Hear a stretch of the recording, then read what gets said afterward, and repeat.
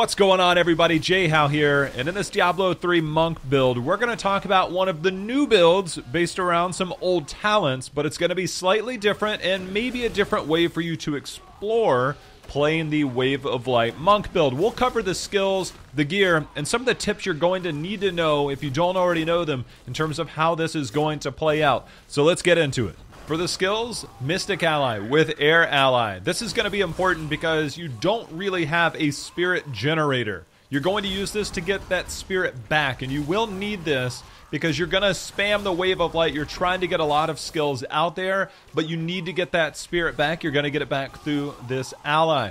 Next, Wave of Light with Explosive Light. We know this talent, we know this skill. It's very popular amongst many builds, but this is a no-set build, and it's going to be very different when we look at the gear, but nonetheless, this is where your main source of damage will be coming from. Next up, Dashing Strike with Radiance. You're going to get that extra attack speed to make sure and get those Wave of Lights out. So we'll talk about how your mobility is going to work in just a bit. But Dashing Strike, you'll get this out, you'll get that attack speed, you'll get those Wave of Lights out, you'll do that damage. Then we're going to look at Cyclone Strike. Now, Cyclone Strike with Implosion, this is a twofold because this will act as mobility for yourself, but it also acts as a way to group targets up so that you get more AoE damage, more of that faster clear by pulling things together. And I'll talk about the mobility part after we approach Epiphany with Desert Shroud. This will allow you to reduce damage. You're going to want to have 100% uptime on this, but then when you look at this, it's going to allow your melee attacks to dash to your target. Now this is different because your Cyclone Strike counts as a melee attack. However, your Cyclone Strike has to be used on an enemy target. If you're trying to cast that out in the open, it won't dash to them. So you can use this as a dash ability and then Dashing Strike away. So you bring things into you and you're going to dash towards them at the same time without burning through those Dashing Strike charges. And that's very important. Next up, Mantra of Salvation. This is going to go with agility to make sure just that extra survivability that you're going to need with this build.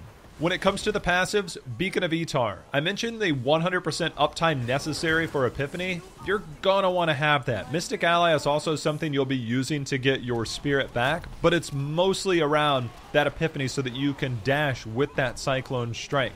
Next up, Harmony. This is a staple of many builds, making sure that you have that elemental resistance, allowing for that extra tankiness.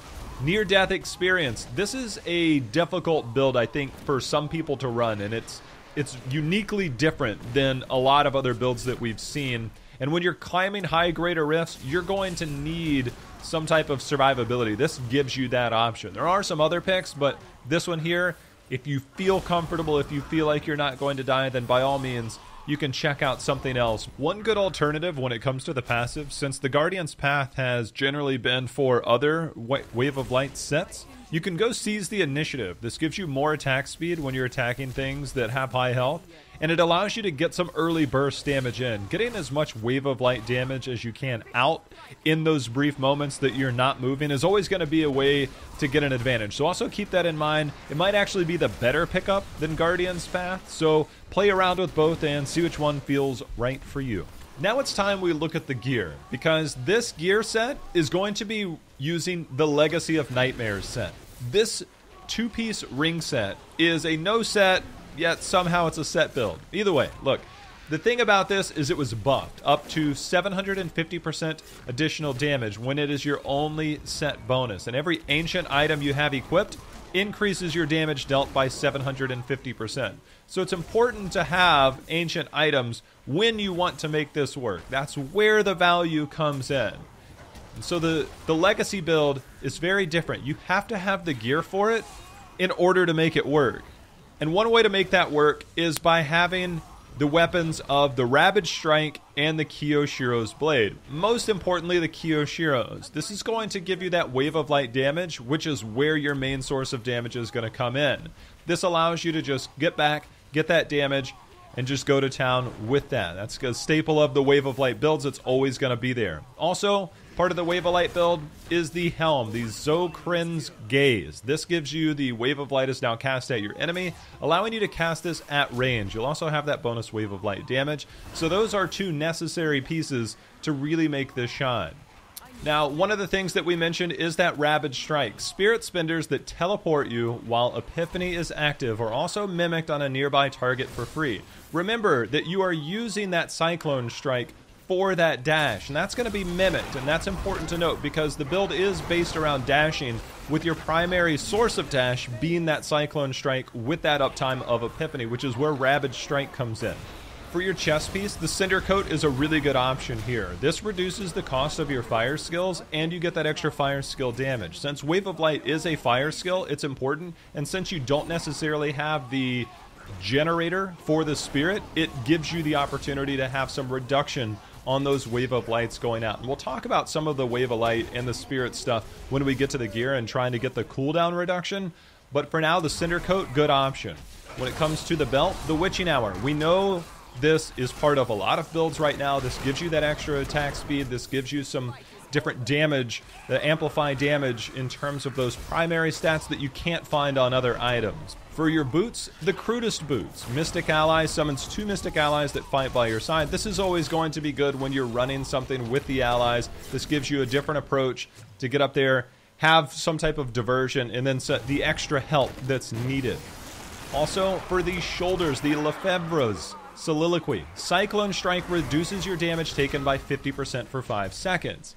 Now, I mention this because Cyclone Strike was your dash. It's something you're going to be using repeatedly. So having that damage reduction with these shoulders will take you a long way to keeping some of that damage down.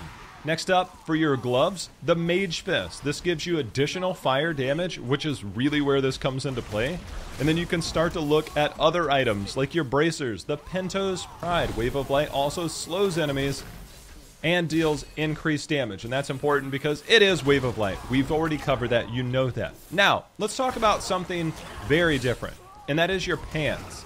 The Swampland Waders. These are traditionally a Witch Doctor item. However, they can be used by other classes. And the reason why this can be used is because you get that elemental damage that you can roll onto these pants. And so if you have some of these, you want to get these, you want to get that fire skill damage, and really try and make use of these. If you don't have them, it's okay. You can get by with the build otherwise. This is probably one of the least necessary pieces, but it's that added bonus that can help get you to that next level by running the Swampland if you can get the good rolls on it. For your amulet, it actually really doesn't matter what amulet you run with, as long as you can get that socket, and if you can get some crit hit chance and damage and fire skills, it really doesn't matter what it is, as long as it's ancient and you can get a good roll on it. There's nothing that's really going to be game changing in this area, so anything that you have that you feel can be beneficial, as long as it has a good roll and as long as it's ancient, then by all means go for it. When it comes to Kanai's Cube, the familiar one, the Incense Torch of the Grand Temple, giving you that extra Wave of Light damage, no brainer there. For the bracers, if you're not running Pentos on, and maybe you have the Bindings of the Lesser Gods, as long as one of them is on and the other one is not, then this is a really good build, because enemies hit by your Cyclone Strike take 200% increased damage from your Mystic Ally for 5 seconds. And since you're going to be using that Cyclone Strike, you get value out of the shoulders, you get value out of these bracers, whether you have them on or in the cube. And now all of a sudden you're starting to really see how the synergy between all of these pieces come together. Now, one very crucial element, to go back to the point of Epiphany needing 100% uptime, in your ring slot, the Obsidian Ring of the Zodiac. This is very important here because you're reducing the remaining cooldown of one of your skills by 1 second when you hit with a resource spending attack. This is very crucial to having your Epiphany with 100% uptime. You need to have some cooldown reduction, potentially on your shoulders, your gloves, and whether one or both of the weapons, and maybe some rings. You don't need an astronomical amount of cooldown reduction, but it does go a long way to have some on at least multiple pieces when you look at those items. And then pairing that with the Obsidian Ring of the Zodiac will allow you to have that uptime on Epiphany. Now, if you don't have enemies around you, then maybe you'll find yourself when you're pathing to the next mob that, hey, wait a minute, like my Epiphany's not on cooldown, I can't dash in with the Cyclone Strike. And so you have to keep an eye on those cooldowns, but the Obsidian Ring does make it a lot easier to get that back in play to keep you very active with this build. And speaking of active, this build is incredibly active. When it comes to some of the gameplay, I mentioned it previously when we covered the skills, is that your Cyclone Strike will count as that melee to proc that Epiphany to get that dash. And you'll use that Cyclone Strike to dash in, and then you'll try and bring everything together. And then that's when your Radiant Dash, you can, with your Dashing Strike, you can get out of danger, Dashing Strike out after you bring everything in, and then turn and use that Wave of Light, because you want to use Wave of Light at range. And the reason you're using that at range is because some of your gems that you're going to be using in terms of your legendary gems, the Bane of the Trapped, we know, is very strong. You're going to get that bonus damage to anybody that CC'd. Bane of the Stricken is really powerful if you're pushing high greater rifts, because if you're on lower greater rifts, Bane of the Stricken, if you're only one-shotting, two-shotting things, you're not getting the value. You might switch to Bane of the Powerful. But also, Zai's Stone. This is a Wave of Light specialty. Because you're casting this at range, you have that Zai's Stone. You're casting it at range. So when you're going in, you're getting those dashes in with that Cyclone Strike, and then you're dashing out with your Dashing Strike, and then turning and casting Wave of Light. It is a very active, and I would say that this is one of the more riskier builds when it comes to the Monk.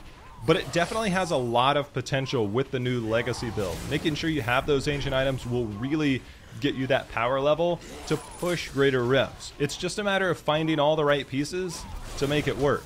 There's going to be some additional guides as well as some alternative builds for the Monk as well as other classes. And, well, there's going to be some other content on this channel. So be sure and subscribe for more videos in the future. I appreciate you guys watching. As always, till next time, happy hunting. See you again.